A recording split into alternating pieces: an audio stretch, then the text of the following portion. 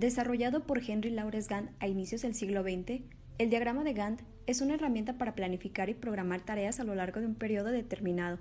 Gracias a una fácil y cómoda visualización de las acciones previstas, permite realizar el seguimiento y control del progreso de cada una de las etapas de un proyecto, y además reproduce gráficamente las tareas, su duración y secuencia, además del calendario general del proyecto. Dentro de los componentes, el gráfico del diagrama de Gantt es en realidad un sistema de dos coordenadas con dos ejes esenciales. Para el eje vertical tenemos la línea de color rojo y otra, que es el eje horizontal, que es la línea de color amarillo, comenzando con explicarles primero lo que vamos a ubicar dentro del eje vertical.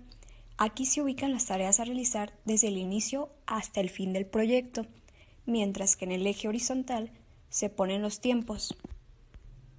Referente a la función del tipo de actividades que conforman el proyecto, los valores ubicados en el eje horizontal pueden definirse en días, semanas, meses, semestres o incluso años. Todo depende del tiempo estimado para nuestros proyectos. En una etapa posterior, se le asigna a cada tarea un bloque rectangular. Como podemos observar, también en nuestro gráfico tenemos definido un rectángulo de color anaranjado, y esto nos va a ayudar a indicar el grado de progreso y el tiempo restante para que tenga una ejecución plena. Tomando como ejemplo nuestro gráfico de una forma muy general, vamos a repasar los componentes, aplicándolo a este pequeño proyecto donde se pretende prepararse para un examen. Bueno, en el eje vertical, como ya lo mencionamos, colocamos las actividades a realizar, que en este caso nos llevarán a prepararnos anticipadamente para dicho examen. Las actividades son conseguir apuntes, estudiar teoría, estudiar práctica y repaso final. Enseguida, observamos dentro del eje horizontal el tiempo estimado en días, la duración que tendrá cada una de estas actividades. La primera actividad comienza el 30 de mayo y finaliza el 4 de junio. Enseguida, la siguiente actividad comienza una vez que la actividad anterior termina y esta finaliza entre 16 o 17 de junio. Para la siguiente actividad tiene un comienzo el 12 de junio, antes de que la actividad anterior finalice, y esta termina el 24 de junio. Y como actividad final tenemos que comienza una vez que la actividad anterior termine, que sería el 24 de junio, con una finalización del 4 de julio. Más adelante, con otro ejemplo, observaremos cómo determinar el progreso de cada actividad dentro de un gráfico de Gantt. Elementos de un gráfico de Gantt. Fechas.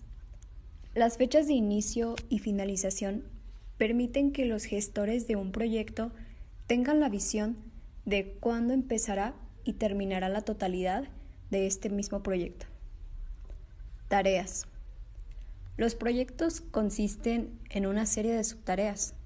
Con un diagrama de Gantt podemos hacer un seguimiento de estas subtareas para que ninguna sufra retrasos o se quede olvidada. Plazos de tiempo previstos. El diagrama muestra cuándo debe llevarse a cabo cada tarea. Los plazos de tiempo previstos nos ayudarán a garantizar que cada tarea se completará según el programa y en este caso la duración, para que todo el proyecto se termine a tiempo. Tareas interdependientes. Algunas tareas se pueden llevar a cabo en cualquier momento, mientras que otras se deben completar antes o después de que empiece o termine otra tarea. Estas tareas, que dependen de otras, se pueden indicar en un diagrama de Gantt. Como un ejemplo sencillo es al observar nuestro gráfico en la diapositiva, donde para que la actividad B comience, antes tenemos que finalizar con la actividad A. Desde luego, también hay tareas donde no necesariamente dependen de otra actividad para iniciar su comienzo. Tal es el caso de la actividad C, donde tiene un inicio sin importar la finalización de la actividad anterior, que sería B. Y por último está el progreso. El diagrama te muestra o nos muestra exactamente cómo se está desarrollando tu proyecto, ya que nos ofrece una representación de las tareas que ya se han completado. Al indicar la fecha actual, obtendremos una vista general de cuánto queda por hacer y veremos si todo procede como estaba planeado para completar el proyecto a tiempo. Ejemplo de un gráfico de Gantt. Utilizaremos como referencia el siguiente ejemplo basado en la planificación de una puesta en marcha de un local de comidas, para repasar de forma visual los elementos, componentes y pasos necesarios para realizar un diagrama o gráfico de Gantt. Las actividades de este ejemplo son realización de un estudio de mercado previo, construcción del negocio, desarrollo de la inversión, construcción del lugar, amoblado del local, selección del capital humano, capacitación del capital humano, alineación administrativa e inicio de operaciones. Como podemos observar, en el lado izquierdo de la gráfica de Gantt se procede a colocar cada una de las actividades en la primera columna. En la segunda y tercera columna se colocan el tiempo estimado de inicio y de culminación para cada una de estas labores. Y en la cuarta columna se fija el tiempo de duración estimado para la ejecución del proyecto en su totalidad. Dentro de todo lo que ya hemos observado anteriormente y repasado, podemos observar que en el gráfico que se encuentra remarcado alrededor de un tono color verde, que son las primeras 4 filas del lado izquierdo, podemos encontrar elementos a simple vista como las fechas, las tareas y los plazos de tiempo previsto. Para el lado derecho de la gráfica de Gantt, tenemos que tener en cuenta que esta funciona como una especie de calendario. Las columnas que conforman este lado de la gráfica de Gantt corresponden a los meses que tendrá en desarrollarse el proyecto, y estos a su vez se encuentran divididos en semanas, de manera que resulte más sencillo a la hora de monitorear el curso de las actividades. De esta forma, también observamos parte de los componentes que ya he mencionado, como lo son la estimación de tiempo en meses y posteriormente a semanas. También en representación a las actividades que conforman este proyecto, estas son representadas por un bloque rectangular de color azul, aunque lo más recomendable es usar un color distinto para cada actividad y así mejorar la visualización de nuestro proyecto. Los bloques de color azul de la gráfica de Gantt indican la duración de cada tarea de una forma mucho más gráfica y nos permiten conocer a simple vista si existe alguna relación de dependencia entre una y otra actividad. Por ejemplo, vemos que en la primera actividad, que es la realización de un estudio de mercado previo, tardará una semana y que la segunda actividad, que es constitución del negocio, no podrá comenzar sino hasta que este tiempo haya transcurrido y la primera labor se haya cumplido. Por otra parte, puede darse el caso de que 2 o más tareas se ejecuten de manera simultánea, tal como ocurre con la tercera actividad, que es el desarrollo de la inversión, y la cuarta actividad, construcción del lugar. Como lo mencionaba anteriormente, hay tareas donde no necesariamente dependen de otra actividad para iniciar su comienzo o seguimiento, como el caso de la actividad 3 y 4. Por otro lado, importante demarcar la situación o el momento actual del proyecto, que esta a su vez está demarcada por una línea de color rojo, en donde nuestro ejemplo está ubicada en la 4ª semana del mes de enero. En esta parte del gráfico y lo que está seleccionado con un tono alrededor de color verde, notamos que en los bloques de color de la primera y de la segunda actividad hay una línea en medio de color negro en la gráfica de Gantt, que va desde el inicio hasta el final de las celdas y que éstas corresponden pues a la duración de las tareas. Y esto nos indica que ambas labores ya han sido ejecutadas y cumplidas satisfactoriamente. En el caso de la actividad del desarrollo de la investigación, nos referimos a que esta actividad aún está siendo ejecutada. En un inicio comenté dentro de los elementos del gráfico el progreso. Podríamos denominar que nuestro progreso está representado gráficamente con esta línea que está remarcada en medio de los bloques y que del cual nos ayuda a indicar las tareas que ya se han cumplido y las que siguen en ejecución. Ahora vamos a comenzar con los siguientes gráficos, denominados técnica de evaluación y revisión de programas y método de la ruta crítica, o en este caso, mejor conocido por sus siglas como PERT y CPM. Dos técnicas que se utilizan para definir lo que debe hacerse para cumplir en término la planeación, programación y control del tiempo de proyectos, en los que se involucran varias actividades. Estas técnicas fueron desarrolladas por dos grupos diferentes entre los años 1957 y 1958. El desarrollo de CPM surge como una aplicación a los proyectos de construcción, mientras que PERT fue desarrollado por la Marina de los Estados Unidos. Gracias a este método, el proyecto, que tenía una duración estimada de 5 años, pudo realizarse en 3. Actualmente, PERT y CPM comprenden realmente una sola técnica. El método CPM es idéntico en concepto y metodología a PERT. La única diferencia, y que es la principal entre estos dos, es simplemente el método por el medio del cual se realizan los estimados de tiempo para las actividades. En el tiempo para las actividades se supusieron determinantes en CPM y probabilísticos en PERT. Programación de proyectos con PERT, CPM. Vamos a comenzar relacionando un proyecto con estos dos tipos de gráficos.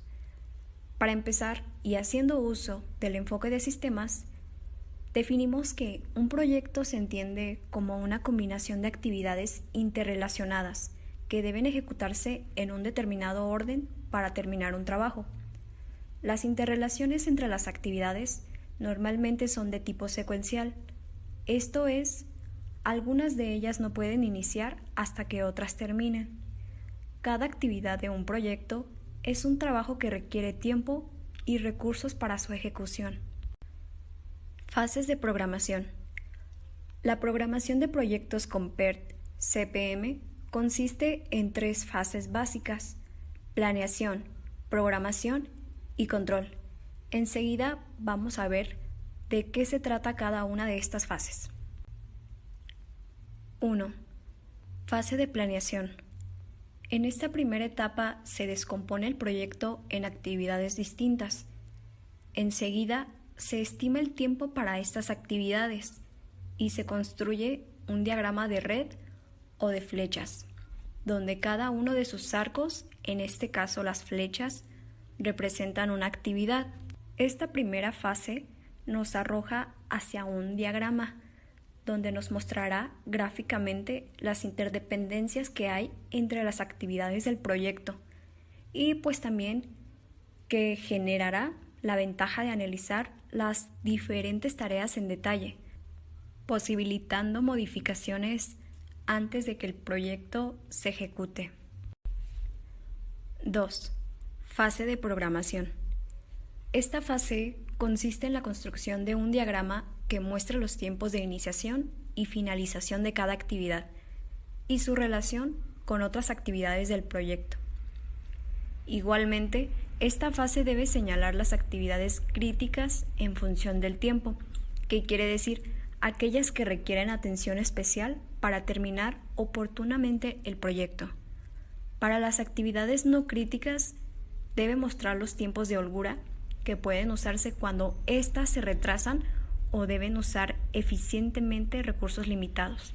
Más adelante vamos a ir explicando los términos que nos muestran aquí, tales como holgura y otros términos importantes. 3. Fase de control. En esta última fase se hace el uso del diagrama de red y del gráfico de tiempo, que realizaremos más adelante y que nos permitirá para hacer reportes periódicos del progreso. En consecuencia, Esta fase también nos permite que la red pueda actualizarse y analizarse para determinar si es necesario un nuevo programa para nuestro proyecto. Elementos de un gráfico de Gantt. Fechas. Las fechas de inicio y finalización permiten que los gestores de un proyecto tengan la visión de cuándo empezará y terminará la totalidad de este mismo proyecto. Tareas. Los proyectos consisten en una serie de subtareas. Con un diagrama de Gantt podemos hacer un seguimiento de estas subtareas para que ninguna sufra retrasos o se quede olvidada. Plazos de tiempo previstos. El diagrama muestra cuándo debe llevarse a cabo cada tarea. Los plazos de tiempo previstos nos ayudarán a garantizar que cada tarea se completará según el programa y en este caso la duración, para que todo el proyecto se termine a tiempo. Tareas interdependientes. Algunas tareas se pueden llevar a cabo en cualquier momento, mientras que otras se deben completar antes o después de que empiece o termine otra tarea. Estas tareas, que dependen de otras, se pueden indicar en un diagrama de Gantt. Como un ejemplo sencillo es al observar nuestro gráfico en la diapositiva, donde para que la actividad B comience, antes tenemos que finalizar con la actividad A. Desde luego, también hay tareas donde no necesariamente dependen de otra actividad para iniciar su comienzo. Tal es el caso de la actividad C, donde tiene un inicio sin importar la finalización de la actividad anterior, que sería B.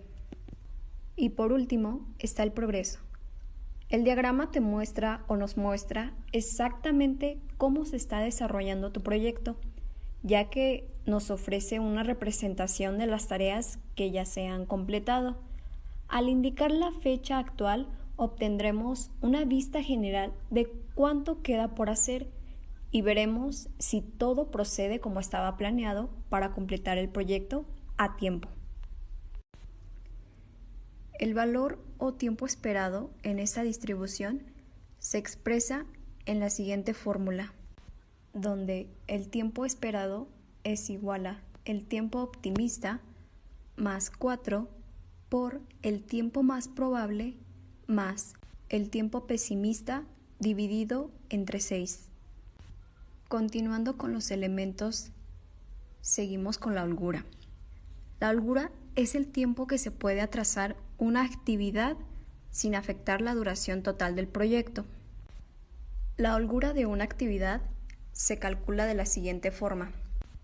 La holgura es igual a LF menos EF, o bien la holgura es igual a LS menos ES. Enseguida les explicaré el significado de cada una de estas abreviaturas. Otro elemento importante es la ruta crítica. Esta es la que determinará la duración total del proyecto. Además, las actividades que la conforman deben hacerse forzosamente en el tiempo establecido. Para poder calcular la ruta crítica, tenemos que tener ya identificadas todas las tareas de nuestro proyecto, los tiempos que nos van a llevar cada una de ellas y construir una red con esas tareas indicando las relaciones que hay entre ellas. Para determinar la ruta crítica, se calcularán 4 tiempos para cada actividad o, en otro caso, para cada tarea. IC, inicio más cercano. Este valor representa lo más pronto que puede empezar la tarea. FC, fin más cercano, representa lo más pronto que puede terminar la tarea. IL, inicio lejano, representa lo más tarde que puede empezar esta tarea sin afectar a la fecha final del proyecto. FL, fin más lejano, representa lo más tarde que puede terminar esa tarea sin afectar a la fecha final del proyecto. Formas de elaborar un diagrama.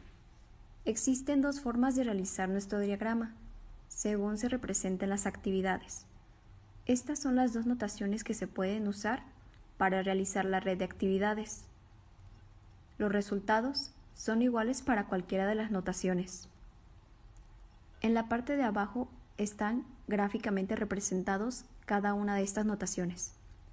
Para la primera notación, actividades en los nodos, donde los nodos representan actividades y los arcos muestran las relaciones de precedencia entre actividades.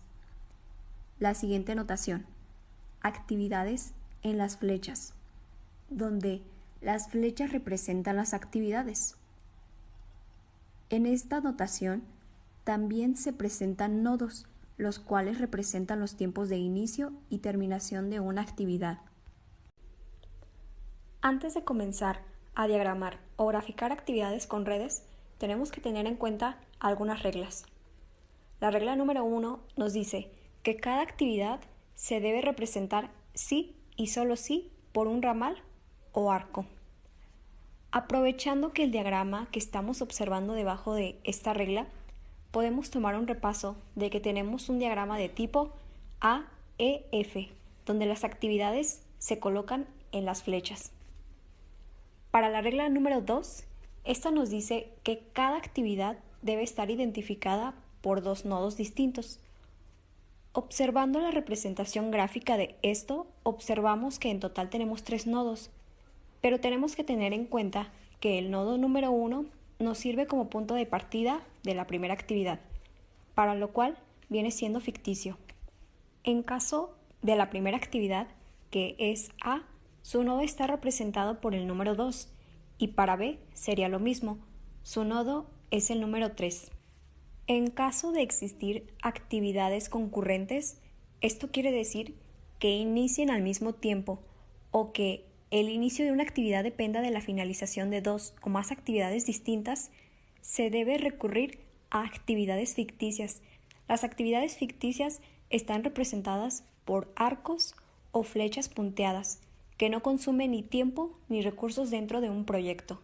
Simplemente es para satisfacer esta regla. Lo que acabo de mencionar hasta ahora podemos ir observándolo en la red que se encuentra debajo de esta regla y las especificaciones que nos hace, por ejemplo, con la actividad C. Para que esta actividad inicie, requiere que finalicen las actividades A y B, o en otro caso, las actividades A y B inician al mismo tiempo. Entonces ya están existiendo actividades concurrentes. Ahora vamos a conocer el procedimiento para crear una red PERT-CPM, poniendo en práctica todo lo que anteriormente ya hemos visto.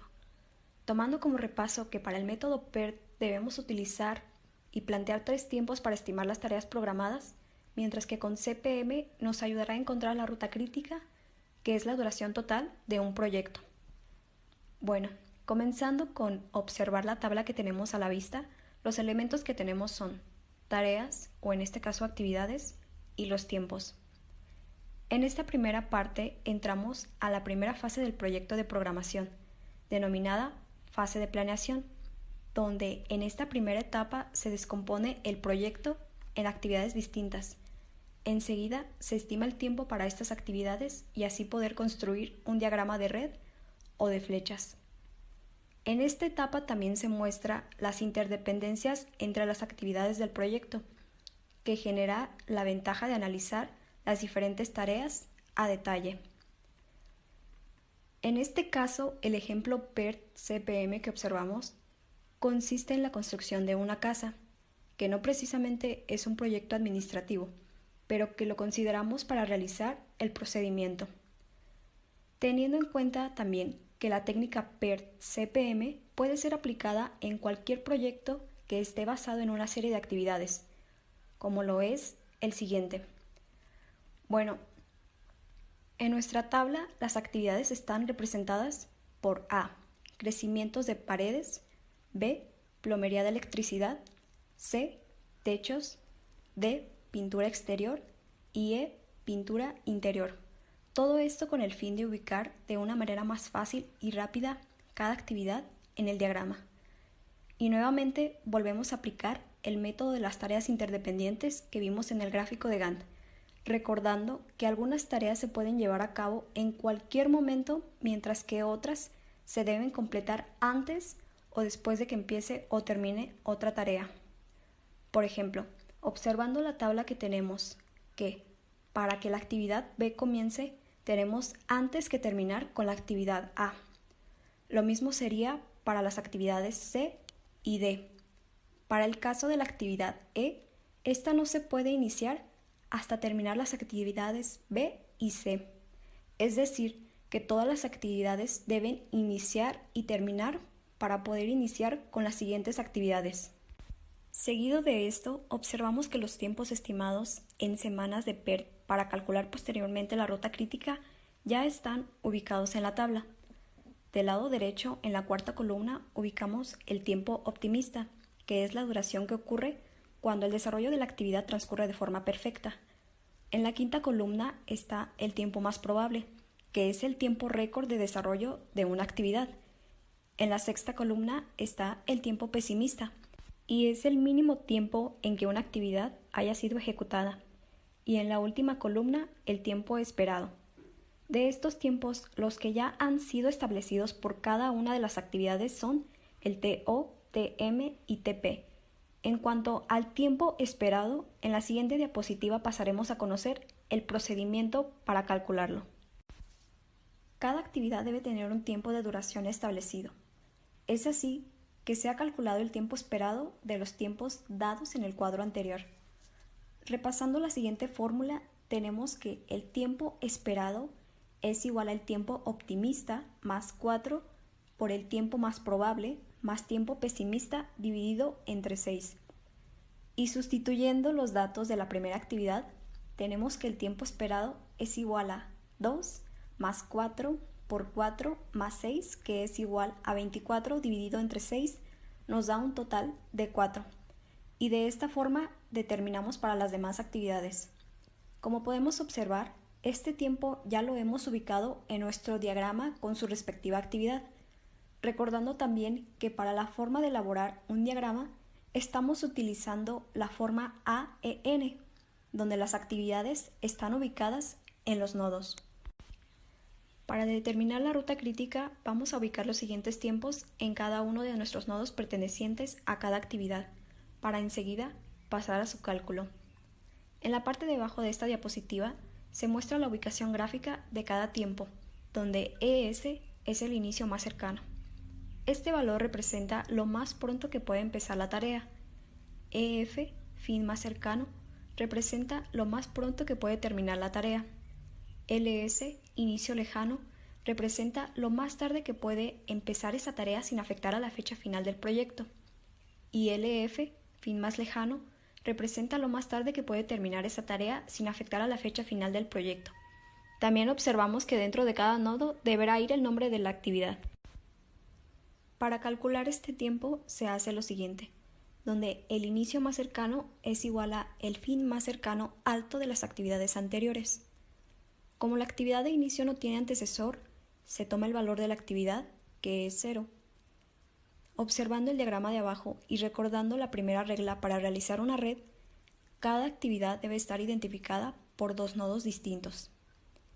En el caso de la actividad de inicio, el nodo viene siendo ficticio y se usa solamente para cumplir esta regla sin afectar el proyecto.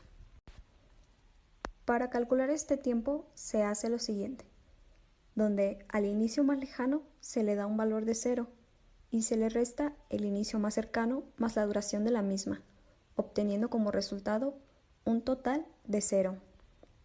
Al inicio más lejano se le da un valor de 0 por la razón de no haber una actividad antecesora. Como podemos observar en nuestro diagrama, en el caso de la actividad A, su ES sería el EF de la actividad de inicio. Recordemos que esta actividad no es una actividad que conforme parte del proyecto, solo se pone por cuestión de ejemplo. Ahora, para determinar el fin más cercano de la actividad A, se halla sumando su inicio más cercano más la duración de su actividad. Sustituyendo sería 0 más 4 igual a 4. Lo mismo sería para la actividad B, C y D. El inicio más cercano de la actividad B es 4, más la duración de su actividad es 2, y nos da un fin más cercano de 6. Lo mismo sería para la actividad C, donde su inicio más cercano es 4 y la duración de su actividad es 3, y esto nos da un total de 7. De igual forma, para la actividad D, su inicio más cercano es 4 y la duración de su actividad es 1, y nos da un total de 5. Ahora, para el caso del inicio más temprano de la actividad E, se tendrá que elegir entre el mayor fin más cercano de las actividades B, C y D, siendo el mayor de ellos el fin más cercano igual a 7 de la actividad C. Enseguida, se procede normalmente para hallar los valores faltantes. Para la actividad ficticia fin, también se procederá igual como se procedió en la actividad E. Vamos a recordar nuevamente el procedimiento para determinar el EF, fin más lejano, de la actividad E. Entonces tenemos que se haya sumando su ES, inicio más cercano, que es igual a 7, más la duración de su actividad, que es 5, y esto nos da un total de 12 para el fin más cercano de la actividad E. Lo mismo para la actividad ficticia denominada fin, comenzando por calcular su ES, inicio más cercano. Este valor será igual al valor EF, fin más cercano, de la actividad E, que es 12. Escogiéndolo así por ser la actividad con tiempo más alto, teniendo en cuenta que el valor de la actividad D también era precedente de la actividad fin, y la cual no fue escogida por tener un menor valor. Por último, pasamos a determinar su EF, fin más cercano, y se calcula sumando su inicio más cercano, que es 12, más la duración de su actividad, que es 0, y en total tenemos una duración de 12. Hasta aquí tenemos completados 2 de los 4 tiempos que necesitamos hallar. Hallando el inicio más lejano. Para calcular este tiempo se procede a lo siguiente, donde nos dice que el inicio más lejano es igual a el LF de la actividad, en este caso LF es el fin más lejano, menos la duración de la misma. Aplicándolo tendríamos que el LF de la actividad fin es 12 menos la duración de la misma, que es 0. Entonces tendríamos que 12 menos 0 es 12. Esta sería nuestro inicio más lejano.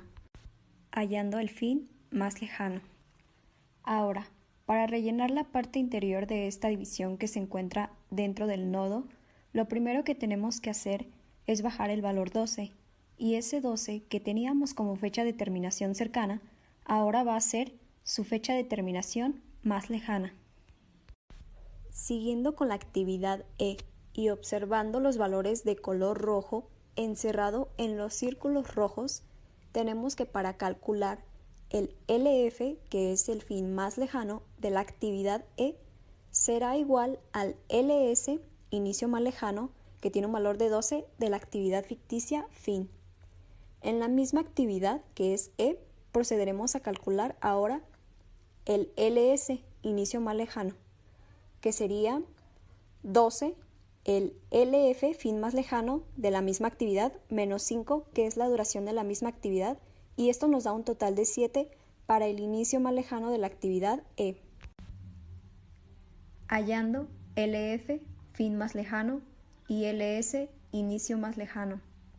Volviendo a observar los valores encerrados en el círculo rojo de este diagrama, para su mejor comprensión, tenemos que su LF de las actividades B, C y D serán igual al LS con un valor de 7 de la actividad E. Igual tomo unos minutos para que observen lo que acabo de explicar. Ahora para determinar el LS, el cual se halla de la misma manera mostrada anteriormente en la diapositiva pasada.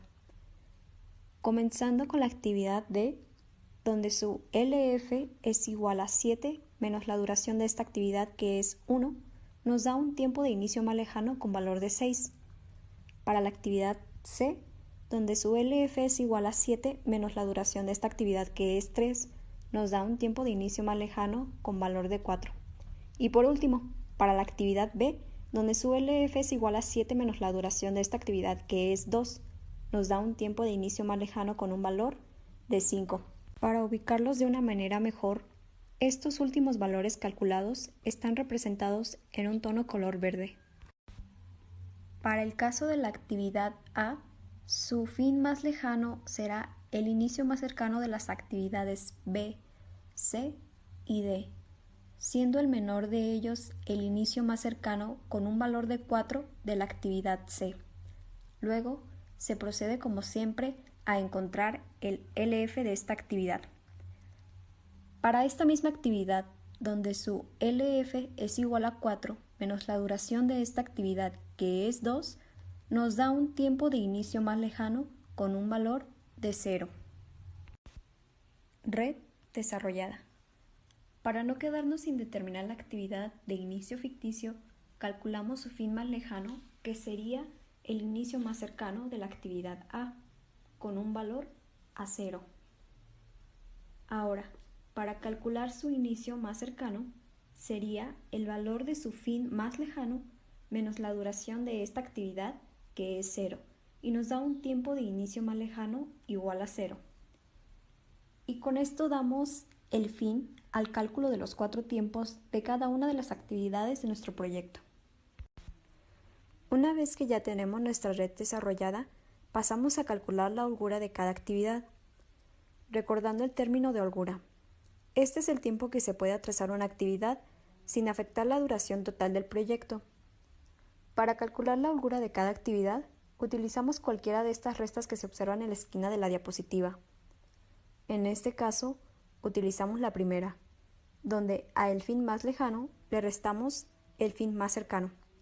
Como se puede observar en el diagrama, la actividad inicio, que es ficticia, tiene una holgura de 0, la actividad A tiene una holgura de 0, la actividad B tiene una holgura de 1, la actividad C tiene una holgura de 0, la actividad D tiene una holgura de 2, la actividad E tiene una holgura de 0 y la actividad última, que es la actividad fin y que además es ficticia, tiene una holgura de 0.